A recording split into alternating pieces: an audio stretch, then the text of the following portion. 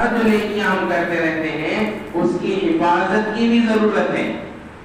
کہیں ایسا نہ ہو کہ ایک طرف نیکیاں جمع ہو رہی ہیں اور دوسرے راستے سے ضائع ہو رہی.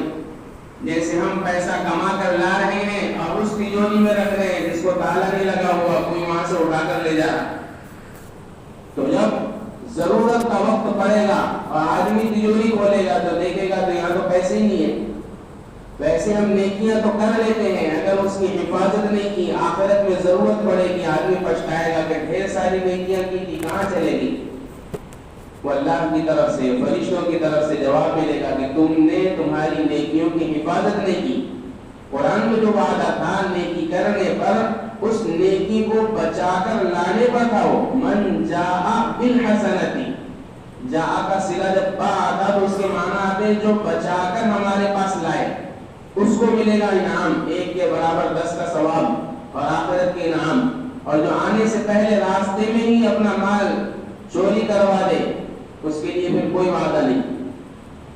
مسلمانوں کے زمانے میں اکثریت وہ اعمال کبھی کبھار خوب کرتی ہے لیکن اس کی حفاظت نہیں کرتی, بدعملی کے ذریعے اعمال کا ثواب ضائع کر دیتی. کبھی غیبت کے ذریعے, جھوٹ کے ذریعے, سینما بینی کے ذریعے, گانوں کے ذریعے, چغل خوری کے ذریعے, سود کے ذریعے, حرام کا ارتکاب کر کے ان سارے ذرائع سے وہ کیا کرایا سارا اعمال ضائع ہو جاتا. اس لیے ہمیں اس بات کی بھی فکر کرنی چاہیے کہ اپنی زندگی میں تبدیلی لانا چاہیے اور اپنے اعمال کی حفاظت ہونی چاہیے تاکہ آخرت کا بے انتہا اجر و ثواب ہمیں ملے. اللہ تبارک و تعالی نے جو دنیا بنائی ہے اس میں جو مخلوقات بنائی ہیں وہ بے شمار ہیں. اشرف المخلوقات جس کو بنایا وہ انسان ہے. لقد خلقنا الانسان فی احسن تقویم, ساری تخلیق اللہ نے فرمائی, انسان کی تخلیق, انسان کو پیدا فرمایا تو احسن لفظ کا اضافہ فرما دیا.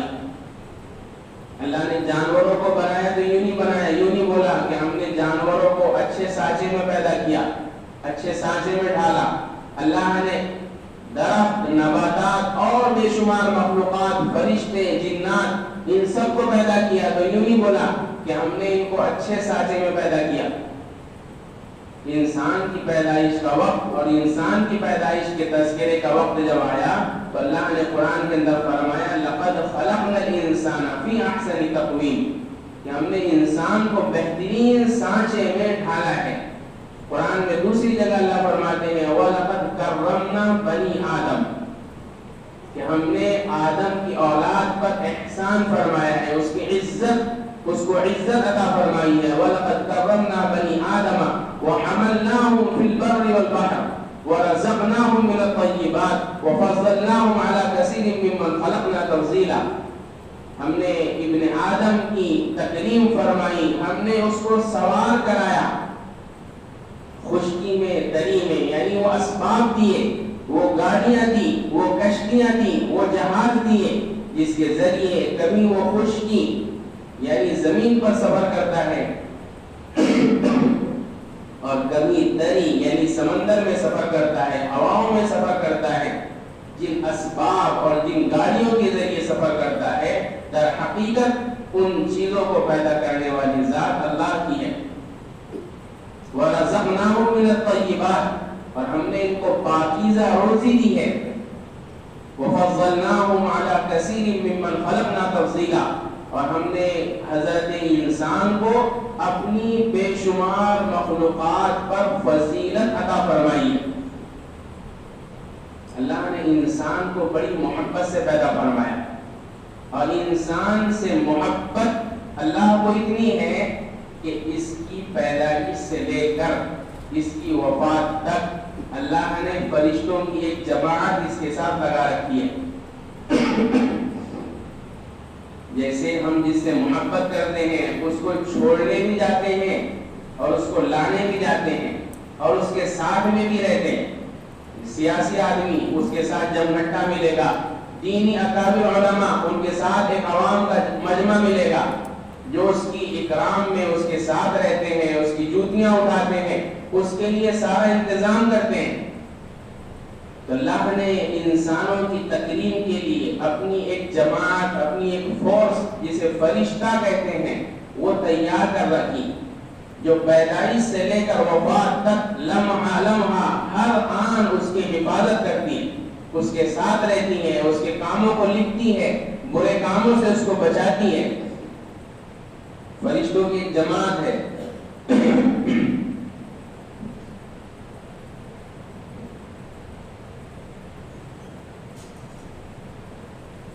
قرآن میں اللہ کہتا ہے لَهُ مُعَقِّبَاتٌ مِّن بَيْنِ يَدَيْهِ وَمِن خَلْفِهِ، فرشتوں کی ایک جماعت ہے جو انسانوں کی حفاظت کرتی ہے، اس کے دائیں سے، اس کے بائیں سے، اس کے آگے سے، اس کے پیچھے سے، يَحْفَظُونَهُ مِنْ أَمْرِ اللَّهِ، اللہ کے حکم سے اس کی حفاظت کرتے رہتی ہے۔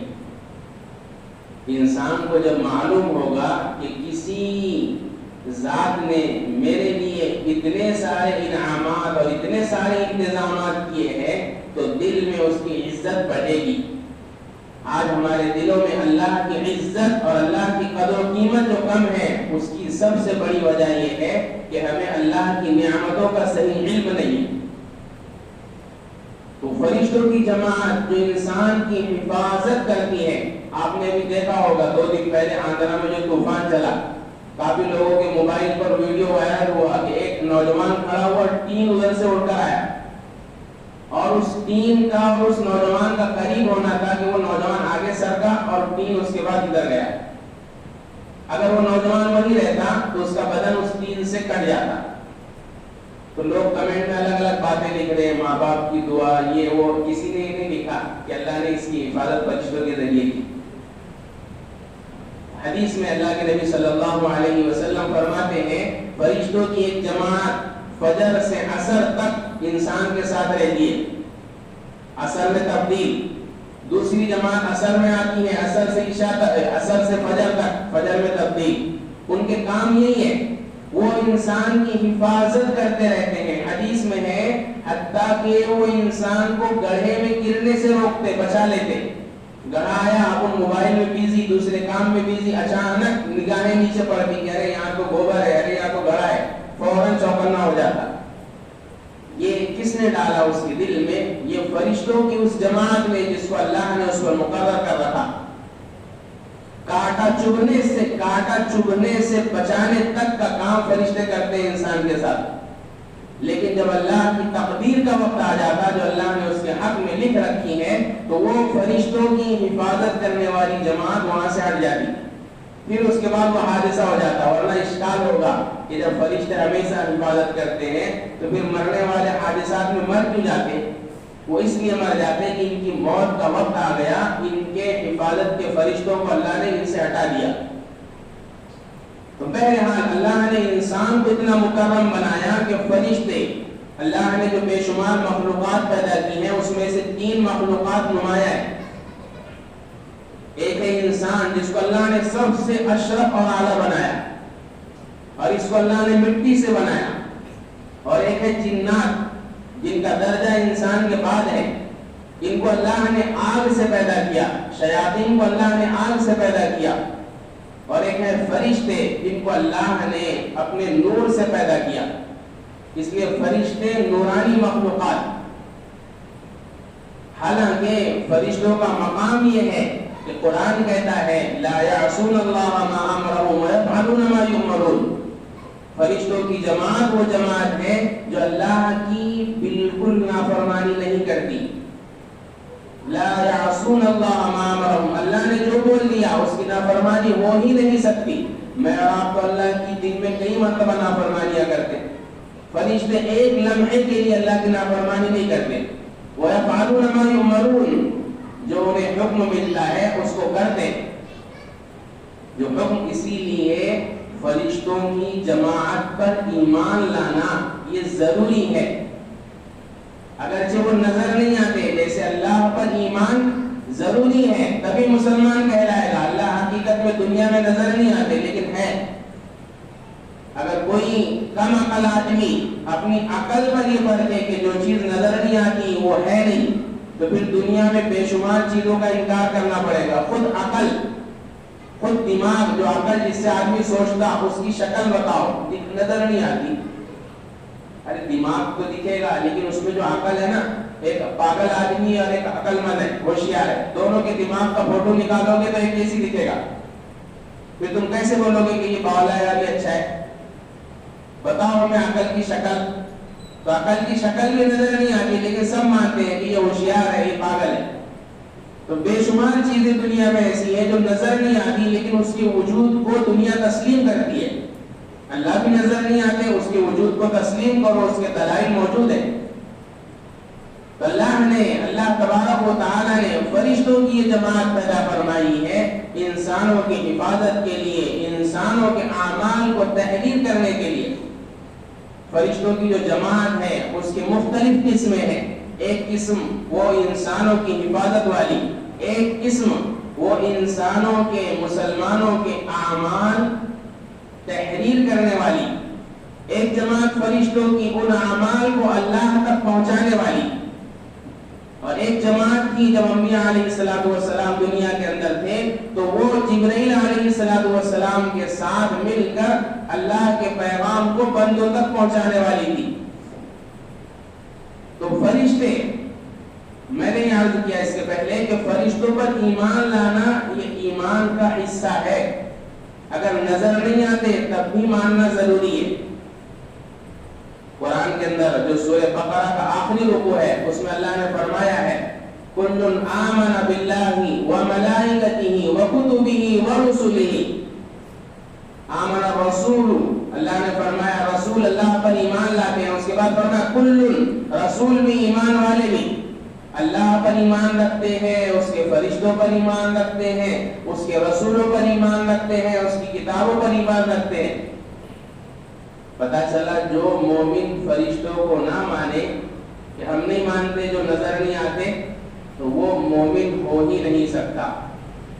اس لیے فرشتوں کا عقیدہ رکھنا اور فرشتوں کے بارے میں یہ عقیدہ رکھنا کہ فرشتے اللہ کی ایک مخلوق ہیں، نور سے بنائے ہوئے ہیں، انسانوں کو نظر نہیں آتے، نہ وہ کھاتے ہیں، نہ پیتے ہیں، نہ مرد ہے نہ عورت ہے. یہ عقیدہ رکھنا ایمان کا حصہ ہے. کھاتے نہیں پیتے نہیں، اس کو بھی قرآن میں بیان فرمایا. ابراہیم علیہ السلام کے پاس فرشتوں کی جماعت آئی انسانی شکل میں. ابراہیم علیہ السلام مہمان نواز تھے، بڑے مہمان نواز. ہم مہمانی میں بڑے پیچھے بولے تو بہت زیادہ پیچھے. ابراہیم علیہ السلام کے پاس مہمان آتا تو مسلک مذہب نہیں پوچھتے. ہم تو مومن کافر کو تو کیا کھلائیں گے، مومن کو نہیں کھلاتے. کافر اس کو تو پانی بھی نہیں پلائیں. اگر اللہ کی حکومت دے دینا مسلمانوں کی، کافر پیاس سے مر جائیں گے. بولے گے اتنا ظلم کر رہے ہیں، ان کو پانی پلائیں گے، ان کو کھانا کھلائیں گے.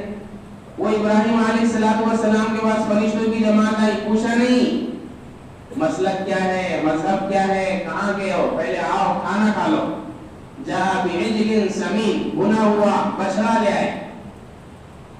وہ فرشتوں نے دیکھا کہ بھائی ہم تو کھاتے پیتے نہیں. ابراہیم علیہ السلام سمجھ رہے تھے انسان ہے، وہ ان کے ہاتھ کھانے تک پہنچ نہیں رہے. ابراہیم علیہ السلام سمجھ رہے کہ یہ دشمنی نکالنا ہے اس لیے نہیں کھا رہے.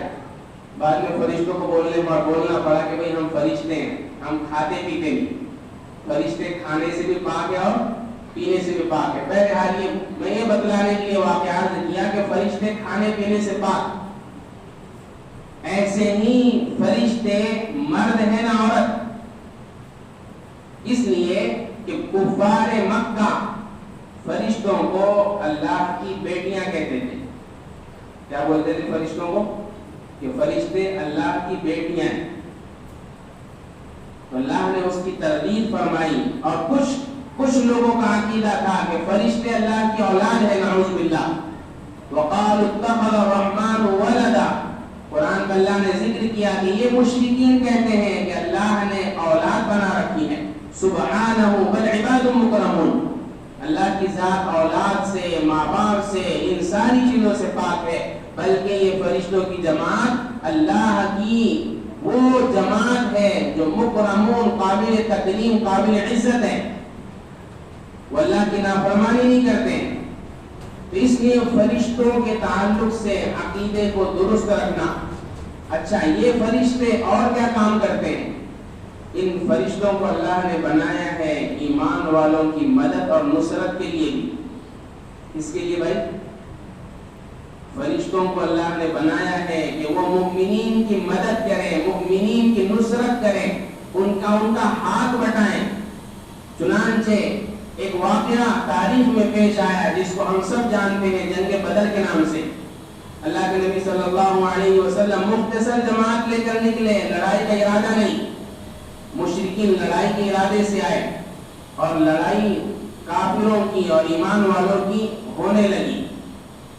اس کے پہلے اللہ کے نبی صلی اللہ علیہ وسلم دعا فرمائے کہ اللہ یہ مختصر سی جماعت ہے، اگر آپ نے اس کو ہلاک کر دیا، اللہم ان تہلک ہذہ العصابہ، اے اللہ اگر یہ چھوٹی سی جماعت ہلاک ہو گئی تو لن تعبد فی الارض ابدا، اس روئے زمین پر تیری عبادت کرنے والا پھر کوئی نہیں بچے گا.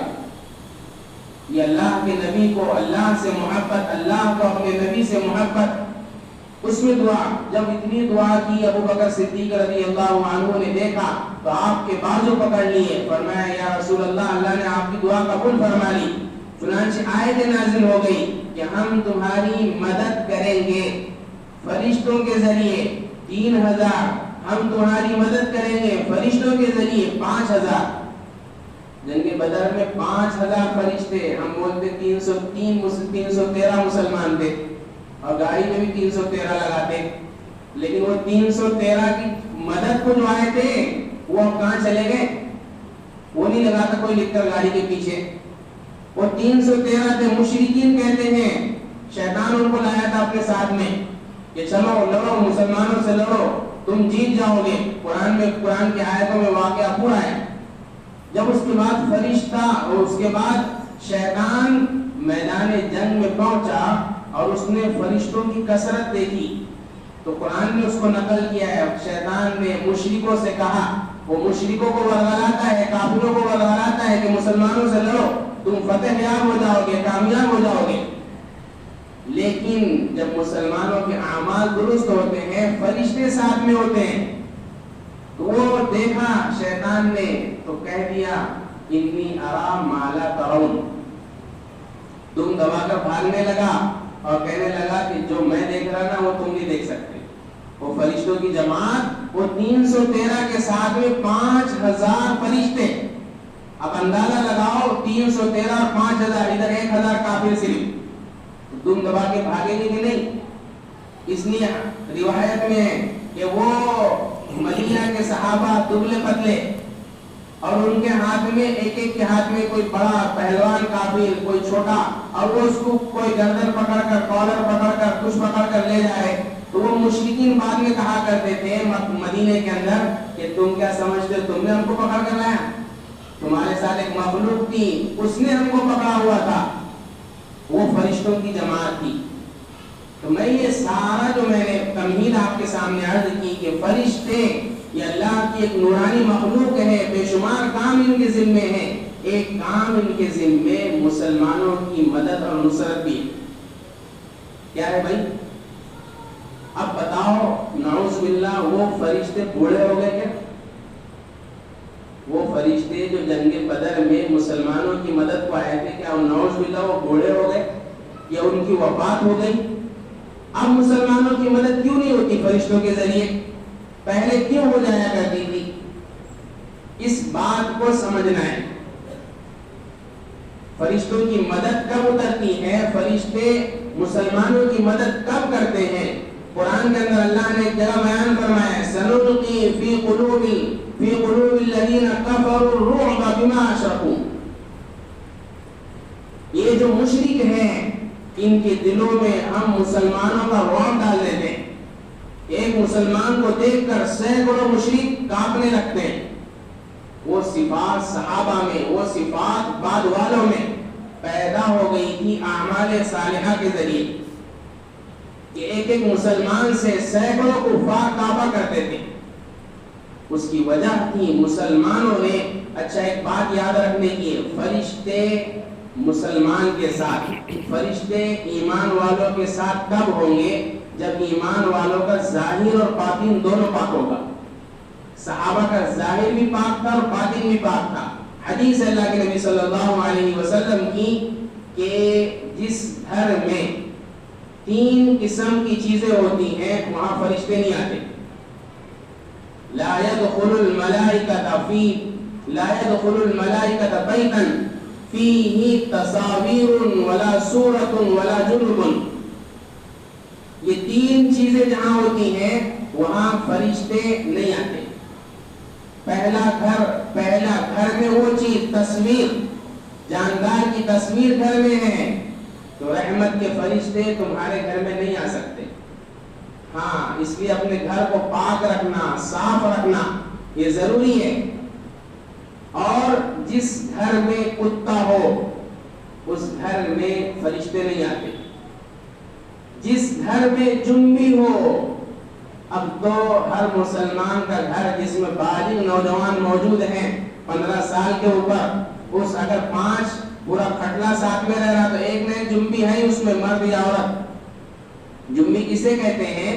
جسے غسل کی ضرورت پیش آ جائے اور وہ غسل نہ کرے، ایسے گھومے دن بھر، تو اس کے گھر میں فرشتے نہیں آتے. گھر میں بھی نہیں آتے، اس کے رحمت کے فرشتے اس کی مدد کو بھی نہیں آتے، اس کے ساتھ میں بھی نہیں رہتے، دور بھاگ جاتے. فرشتوں کو چاہیے نورانی ماحول، دینی ماحول. آپ نے حدیث سنی ہوگی کہ فرشتوں کی جماعت گھومتے رہتی ہے. جہاں کہیں دینی مجلس دیکھتی ہیں کہ لوگ جیسے ابھی ہم بیٹھے ہوئے ہیں جمعے کی نماز پڑھنے کے لیے، دین کی باتیں سننے کے لیے، تو جہاں ایسی مجلس دیکھتی ہے نورانی جس میں اللہ کا، اس کے رسول کا ذکر ہو رہا ہو، فرشتے اس جماعت کے پاس آ جاتے ہیں. اب ان پر اپنی رحمت، ان پر سکینہ، یہ ساری حدیث ہمیں معلوم ہے. ان پر رحمت ان کو اپنے پروں سے ڈھانپ لیتے ہیں، ان پر رحمت نازل ہوتی اور ان پر سکینہ نازل ہوتی. کون سی جماعت ہے بھائیو؟ کون سی جماعت ہے؟ جو اللہ کے، اس کے رسول کے دین کی باتیں کرتے رہتے، چاہے مسجد میں ہو تو بھی، میدان میں ہو تو بھی، ہوٹل میں ہو تو بھی. اور جس مجلس میں غیبتیں ہوں، جس مجلس میں دین کے خلاف باتیں ہوں، وہاں فرشتے رہتے نہیں، بلکہ جو رہتے وہ بھی چلے جاتے. تو یہ سوچنے والی بات ہے کہ ہماری مدد کو فرشتے کیوں نہیں اترتے، ہماری مدد کو فرشتے کیوں نہیں آتے ہیں. اس کی وجہ یہ ہے کہ ہم نے ہر اعتبار سے فرشتوں کی مدد کا ماحول ختم کر دیا. تو یہ ساری چیزیں ایسے ہی جیسے مکان صاف ہو تو اس میں مسائل بھی معلوم ہو گئے کہ جنبی آدمی نہانے کی ضرورت پڑے مت رہو، فوراً غسل کر لو. بیوی کے ساتھ صحبت کی ہے، فوراً غسل کر لو. یوں سمجھ لو کہ اگر تم ناپاکی کے حالت میں گھوم رہے ہو، تمہارے گھر سے کسی کے تعویذ کے ذریعے بھی برکت نہیں آ سکتی. پھر تعویذ تو لا لیتے جا کر، لٹکا ہوا ہے، لوح محفوظ لکھے ہوئے، پتہ نہیں کیا کیا لکھا ہوا ہے، اور جنبی گھوم رہا وہاں پر، کہاں سے برکت آئے گی؟ برکت گھر کی ختم. ایسے ہی گھر کو صاف، بچے پیشاب، اللہ کے نبی صلی اللہ علیہ وسلم پر وحی آتی تھی، فرشتے لے کر، حضرت جبرائیل علیہ السلام لے کر آتے. ایک مرتبہ 1 دن 2 دن 3 دن کئی دن گزر گئے، فرشتہ نہیں آیا. اللہ کے نبی صلی اللہ علیہ وسلم کی غذا تھی وحی. غذا کا مطلب جیسے ہم لوگ کھانا نہیں کھائے تو بیمار پڑ جاتے نا، اور اس کے بعد دل طلب کھانے کو فوراً دوڑتا، جیسے رمضان میں ہو رہا تھا کہ وہ صبح سے روزہ رکھ کے بھوک تگڑی لگی ہوئی ہے تو کچھ دماغ کام کرنا بند کر دیتا بھوک کے آگے. تو اللہ کے نبی پر وحی نہیں آتی تو حضور بے چین ہو جاتے کہ کیوں نہیں آ رہی، کیا ہوا؟ تو 1 دن 2 دن کئی دن گزر گئے، وحی نہیں آ رہی. بعد میں وحی جبرائیل علیہ السلام کے ذریعے آئی. اللہ کے نبی نے پوچھا جبرائیل کیوں نہیں آ رہے تھے؟ تو ایک روایت میں ہے کہ آپ کے پلنگ کے نیچے، آپ کی چارپائی کے نیچے ایک پیالہ تھا جس میں آپ پیشاب کیا کرتے تھے. چونکہ ایسا محل کا زمانہ نہیں تھا کہ گھروں میں باتھ روم بنے ہوئے، تو رات کے موقع پر حضور کا معمول یہ تھا کہ آپ اپنے گھر میں پلنگ کے نیچے، چارپائی کے نیچے ایک پیالہ رکھتے تھے. اگر رات میں پیشاب کی ضرورت پڑ جاتی تو اس میں پیشاب کرتے، دن کے اندر وہ خادم دور پھینک دیتا. ایک روایت میں تو وہ پیالہ، گندا پیالہ جس میں پیشاب تھا، وہ نیچے رکھا ہوا رہ گیا. خادم بھول گیا، اس ناپاکی کی وجہ سے وہی کا فرشتہ حضور کے پاس نہیں آ رہا. اور ہمارے یہاں بچے نے پیشاب یہ روم میں بھی کر کے رکھا، وہ روم میں بھی، بستر میں بھی، پتہ نہیں ہر چیز میں. اور عورتیں، مجھے تو ڈر لگتا کہ پتہ نہیں یہ کپڑے پہن کے ہے نا وائٹ وائٹ، پتہ نہیں عورتوں نے اس میں بچوں کے ناپاک کپڑے ملا دیے نا تو سب کے ناپاک. ہاں وہ عورت جہنم میں ایسے نہیں لے جائے گی. اب اپنی نماز ناپاک کپڑوں میں ہو رہی اور اپنی قیامت کے دن اللہ بولیں گے تو نے تو نماز پڑھا نہیں. اب ان بولیں گے نماز میں نے تو بہت اچھے سے پڑھا اور میں تیرے کپڑے ناپاک تھے. وہ عورت پر غصہ ہوگا کہ تو نے دھوئی کیوں نہیں تھی اچھے سے. وہ بولے گا تم نے بتایا کیوں نہیں تھے کہ عورت کے کپڑے کو اچھے سے، پاک کپڑے الگ ناپاک کپڑے الگ. ہمارے گھروں میں اہتمام نہیں ہے اس کا. ناپاک کپڑے بچوں کے الگ دھوئے جائیں، پاک بڑوں کے کپڑے، بالغ حضرات کے کپڑے الگ دھوئے جائیں، اس کا کوئی نہیں. کتنے اب مسائل ایسے ہیں جیسے بعض مرتبہ نہانے کی ضرورت پیش آ گئی، ناپاکی کپڑوں پر لگ گئی. کبھی کبھی اشاروں میں بھی سمجھ جایا کرو. ناپاکی کپڑوں میں لگ گئی، آدمی دھوتا نہیں اس کو، عورت کو بھی بولتا نہیں. اور وہ کپڑے عورت کیا کرتی، جو دوسرے پاک کپڑے تھے واشنگ مشین میں یا بھگونے میں سب ملا کر ڈال دی. اب وہ اتنا بڑا تو رہتا نہیں تالاب بھگونا کہ اس میں ناپاک بھی جائے تو پاک ہو جائے. وہ تمہارا چھوٹا سا کپڑا ناپاک کیا سب کو ناپاک کر دی. اب اس کو دھویا جا رہا، صاف کیا جا رہا. وہ صاف تھوڑی ہوتا ہو. تو ناپاک کپڑوں میں نماز ہوتی. یہ میں جزوی مسائل بیان اس میں درمیان میں آ گئے کہ ہمارے کتنے گھر وہ ناپاکی سے بھرے ہوئے، تو رحمت کے فرشتے بھی نہیں، مدد کے فرشتے بھی نہیں. تو ان چیزوں کی طرف بھی ہمارا دھیان ہو کہ ہمارے گھر میں تصویر نہ لگی ہو. عورتیں نئی نویلی دلہن ہو تصویر لگاتی، حضرت شیخ نے لکھا ایک لگاتی سب رحمت سے محروم ہو جاتے. تو اس کی وجہ سے ہم نے جو عرض کیا کہ فرشتے ہماری مدد کو کیوں نہیں آتے، اس لیے کہ ہم نے فرشتوں کی مدد کا ماحول نہیں پیدا کیا. فرشتے دینی ماحول میں مدد کرتے ہیں. تم اپنے ظاہر کو پاک کرو، اپنے باطن کو پاک کرو. باطن غیبت سے تمہارا دل پاک، چغلخوری سے تمہارا دل پاک، حسد سے ہمارا دل پاک، کینہ سے ہمارا دل پاک، ہر قسم کے جھگڑے اور فساد سے ہمارا دل پاک. اب فرشتوں کی جماعت یہ مسلمانوں کی مدد کو اترے گی. اس لیے ان ساری چیزوں کی طرف توجہ دینے کی ضرورت ہے کہ اس وقت مسلمانوں کو فرشتوں کی مدد کی بے انتہا ضرورت ہے. بے انتہا. اگر ساری دنیا کے مسلمان بھی متحد ہو جائے اور اللہ کی مدد نہ ہو، اللہ کی مدد وہی فرشتوں کے ذریعے ہوتی، وہ اللہ کی مدد نہ ہو تو مسلمان کچھ نہیں کر سکتے. مسلمان اپنا پاور بڑھانے کے چکر میں ہیں کہ ہم طاقت اکٹھا کریں، سب کریں. اگر فرشتوں کی مدد ساتھ نہیں ہوگی کامیابی نہیں مل سکتی. اس لیے ہم ان تمام اعمال سے اپنے آپ کو بچائیں، اجتناب کریں جن کے ذریعے فرشتے اور فرشتوں کی جماعت ہم سے دور ہوتی ہے. اللہ کے نبی صلی اللہ علیہ وسلم مسلمانوں کو پاکیزہ زندگی، اللہ کی مدد اور نصرت والی زندگی یہ سکھلا کر گئے کہ تمہیں جینا ہے، زندگی بسر کرنا ہے، تمہیں رہنا ہے تو ایسے رہنا ہے. اگر مسلمان حقیقت میں ایک بات یاد یہ بھی رکھیں جو اس وقت کی سب سے زیادہ اہم ضرورت ہے. میں نے کئی سال پہلے یہ بات عرض کی تھی کہ مسلمان دین پر خود سے عمل نہیں کرے گا تو اس کو اللہ مار مار کر عمل کروائیں گے. کیا کریں گے؟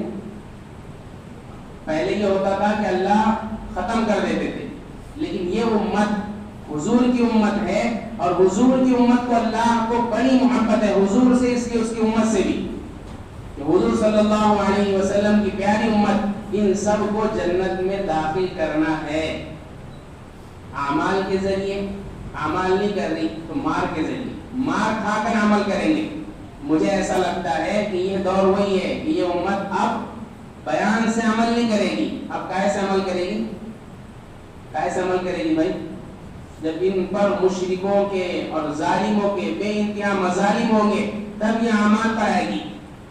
اتنا صاف مذہب کوئی اور ہے نہیں. مثال کے طور پر ایک مسئلہ عرض کروں، جیسے ابھی یو پی کے اندر اور دیگر صوبوں کے اندر جہاں دوسری حکومت ہے وہاں وہ لوگ کیا کر رہے کہ اگر تم نے مسجد کے باہر سڑک پر نماز پڑھی، راستہ روکا، تو وہ بلڈوزر سے مسجد گرا دے رہے یا مدرسہ گرا دے رہے، یا جو جگہ پر نماز پڑھی وہ مسلمان کی وہ گرا دے رہے. میں یہ کہتا ہوں مسلمانوں سے کہ تمہارا مذہب اتنا پاکیزہ ہے، تمہارے نبی کی تعلیم اتنی پاکیزہ ہے کہ وہ تم کو کسی کا راستہ روکنے کی تعلیم دیتی ہی نہیں. حتیٰ کہ جہاد جیسا اونچا عمل جس میں اللہ کے نبی نے فرمایا جہاد کے اندر آدمی اپنی جان مال سب لے کر جاتا ہے اور اتنا ثواب پاتا ہے کہ جہاد جتنا ثواب دوسرے کسی عمل میں نہیں. لیکن جہاد سے لوٹتے وقت اگر کوئی آدمی راستہ روک دے تو اللہ کے نبی فرما رہے اس کے جہاد کا اس کو کوئی ثواب نہیں ملا. جہاد بول رہا میں جمعہ اور عیدین نہیں بول رہا، جمعہ عیدین اس کے مقابلے میں کچھ بھی نہیں ہے. جہاد جیسے عمل سے اگر تم لوٹ کر آ رہے ہو اور تم نے راستہ روک دیا تو تمہیں کوئی ثواب نہیں.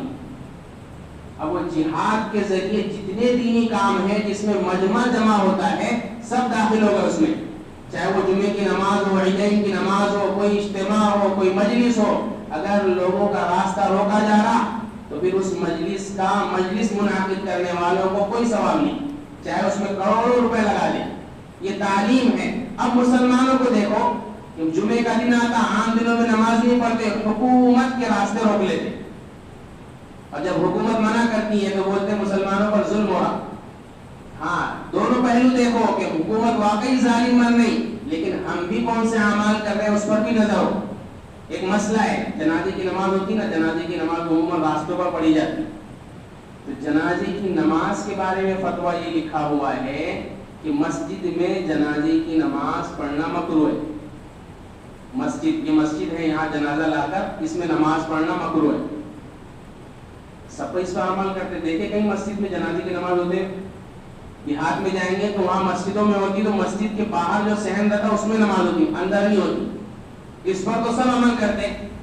لیکن فتویٰ یہ لکھا ہوا ہے کہ اگر راستے میں جنازہ رکھ کر نماز پڑھنے کی وجہ سے راستہ چلنے والوں کو تکلیف ہو رہی ہے، ٹریفک جام ہو رہا ہے، ایسا راستہ ہے جس کا متبادل بھی نہیں ہے، تو پھر اب کیا کرو، اس جنازے کو مسجد میں لاؤ، مسجد میں نماز پڑھو، راستہ مت روکو.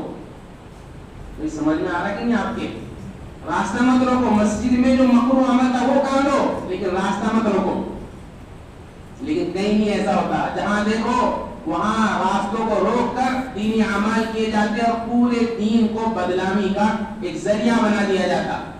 ہاں تو یہ مسئلہ ہے کہ راستہ، میں اس میں سے بات عرض کر رہا تھا کہ اب اگر مسلمان اور مسلم قائدین اور مسلم علماء کرام، مسلم ذمہ داران امت کو یہ مسئلہ سمجھائیں کہ دین پر 100% عمل کرو تو دین کا 100% عمل کرنا دوسروں کے لیے راحت کا ذریعہ ہے، تکلیف کا ذریعہ نہیں ہے. دوسروں کے لیے اس دین میں راحت ہے، تکلیف نہیں ہے. ہم لوگوں نے دین پر عمل کرتے ہوئے دوسروں کو تکلیف پہنچانے کا ذریعہ بنا دیا تو اللہ نے اب غیروں کو مسلط کر دیا کہ ان کو مسئلہ سمجھ میں نہیں آ رہا، ایسا مارو ان کو. وہ مار کھا کر اب سمجھ میں آ رہا کہ مائک بند کرو، ویلوم چلانا نہیں، اب سمجھ میں آ رہا. اگر پہلے سے ہی عقل مندی سے کام لے، حکمت سے کام لے تو باطل بجائے تمہارے ساتھ سازش کرنے کے تعریف کرنے لگے. یہ قوم سمجھدار ہے، یہ قوم ہوش مند ہے، یہ قوم اپنے دین پر مضبوطی سے عمل کرنے والی ہے. لیکن کہاں ہے مسلمانوں کی زندگیاں اس سے ویران پڑی. تو یہ تو میں نے ایک مسئلہ عرض کیا کہ راستہ نہیں روکنا. ایسے بے شمار مسائل ہیں زندگی گزارنے کے جو آپ صلی اللہ علیہ وسلم نے اپنی پیاری امت کو سکھلائے ہیں. اس وقت کا تقاضا ہے کہ امت کا ایک ایک فرد ان مسائل کو، جس کو معاشرت کہتے ہیں، دیکھو عبادت میں تو مسلمان الحمدللہ ہے، وہ بھی اتنے نہیں ہیں جتنے ہونے چاہیے لیکن ہے. عبادت کے اندر ایمان وہ تو جز ہے زندگی کا مسلمان ہونے کا. ایمانیات میں، عبادات میں کچھ نہ کچھ نظر آتے ہیں. معاشرت میں مسلمان بہت پیچھے جا چکے، بہت پیچھے، اتنے پیچھے کہ آپ اندازہ نہیں لگا سکتے. فرشتوں کی مدد. ایک آخری بات میں عرض کروں، سود کھانے والے کے ساتھ اللہ نے اعلان جنگ کیا. کس کے ساتھ بھائی؟ سود. ایک طرف مسلمانوں کو اللہ نے مدد کا وعدہ کیا استستغیثون ربکم فاستجاب لکم انی ممدکم بألف من الملائکہ. تم اللہ سے دعائیں کرو گے، استغاثہ کرو گے، فریاد کرو گے، اللہ تمہاری دعا قبول کر لے گا، فرشتوں کو تمہاری مدد کے لیے اتارے گا. اللہ کا وعدہ ہے. دعا ہو رہی کہ نہیں ہو رہی بھائی؟ اور فرشتے، آپ میں تصور کرو فرشتے مدد کے لیے آ رہے ہیں نیچے. اب نیچے جو مسلمان موجود ہیں جن کی مدد کے لیے آ رہے ہیں، ان لوگوں نے اللہ سے پہلے سے جنگ کر رکھی. کریڈٹ کارڈ اور پتہ نہیں اتنے کارڈ. ابھی تو مجھے معلوم ہوا کہ وہ اتنی چیزیں چلنے لگی مسلم معاشرے میں جس میں اکثریت میں سود پایا جاتا. ارے بھائی موبائل خرید رہے نا، موبائل خرید رہے، مجھے معلوم نہیں ان کے نام، تو آپ تحقیق کرو. ہر آدمی پیسہ کمانے کی چکر میں ایسے اسکیم میں الجھا ہوا ہے جس میں سودی لین دین پایا جاتا. اور سود ایسا ہے کہ سود خور کے ساتھ اللہ کی جنگ ہے. اور وہ فرشتے اپنے ہیں کہ اللہ کے ہیں؟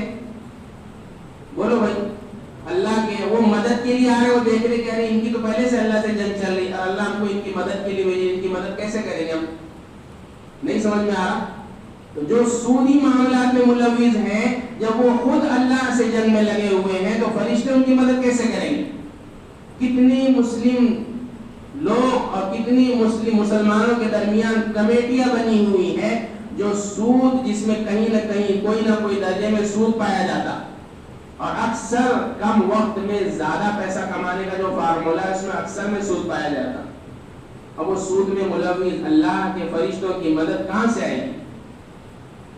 اس لیے ہمیں زندگی، معاشرت اپنی درست کرنا ہے، اخلاق اپنے درست کرنا ہے، معاملات اپنے درست کرنا ہے. یہ تینوں چیزیں بہت زیادہ اہم ہیں. اسی کی وجہ سے اللہ کی دنیا میں مدد اترتی ہے، اللہ کی نصرت اترتی ہے، اور لوگوں کے دلوں میں مسلمانوں کی محبت پیدا ہوتی ہے. اس لیے ہم سب مل کر تحیہ کریں کہ اپنے معاشرے کو سب سے پہلے اپنی زندگی کو یہ سود سے پاک کریں گے، اپنی زندگی کو ایسے اعمال سے پاک کریں گے جو فرشتوں کی مدد کو روکتی ہیں. اپنی زندگی کے اندر اعمال صالحہ پیدا کریں گے.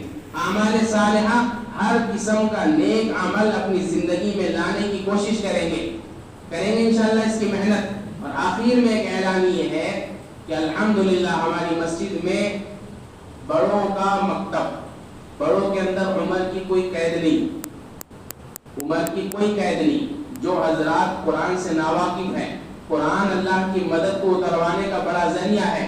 قرآن سے اکثر جو بڑے لوگ ہیں جنہوں نے قرآن نہیں پڑھا، ان کے لیے الحمدللہ ہماری مسجد میں منظم طریقے سے پورا سال، پورے پچھلے 10 مہینے بعد نماز عشاء چلتے رہا. اب وہ پیر کے روز سے دوبارہ انشاءاللہ شروع ہوگا. تو میری درخواست ہے کہ ہمارے اس مجمع کے اندر، یا ہمارے اس محلے کے اندر، یا ہمارے اس شہر کے اندر جو لوگ بھی قرآن سے ناواقف ہیں، وہ اللہ کے واسطے اپنا تھوڑا سا وقت نکالے، آدھا گھنٹہ عشاء کے بعد، اور مسجد میں آ کر فی سبیل اللہ قرآن پڑھیں. کوئی فیس نہیں، کچھ نہیں، بس آپ کو مجاہدہ کر کے اپنا آدھا گھنٹہ نکالنا ہے اور اپنی زندگی میں قرآنی تعلیمات کو لانا ہے. اور دوسرا اہم اعلان یہ ہے کہ بچوں کا مکتب جو ہماری مسجد میں بند تھا لاک ڈاؤن کی وجہ سے اور دوسرے مسائل کی وجہ سے، وہ بھی شروع ہو چکا.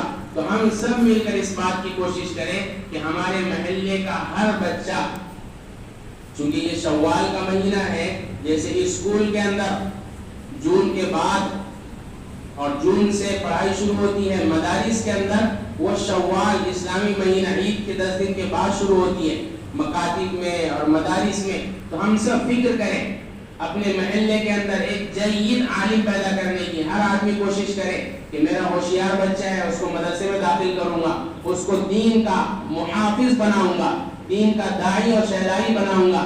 مدرسوں سے اس کو جوڑیں گے. اور جو نابالغ اور چھوٹے بچے ہیں جو ابھی مدرسہ جانے میں لائق نہیں ہیں، ان کو کم سے کم مکاتب سے جوڑیں گے تاکہ ہمارے محلے کا ہر بچہ، مرد ہو یا عورت، بچی ہو یا بچہ ہو، وہ دین سے جڑے. اللہ سے دعا ہے کہ اللہ تبارک و تعالی ہم سب کو کہیں سنی باتوں پر عمل کی توفیق عطا فرمائے.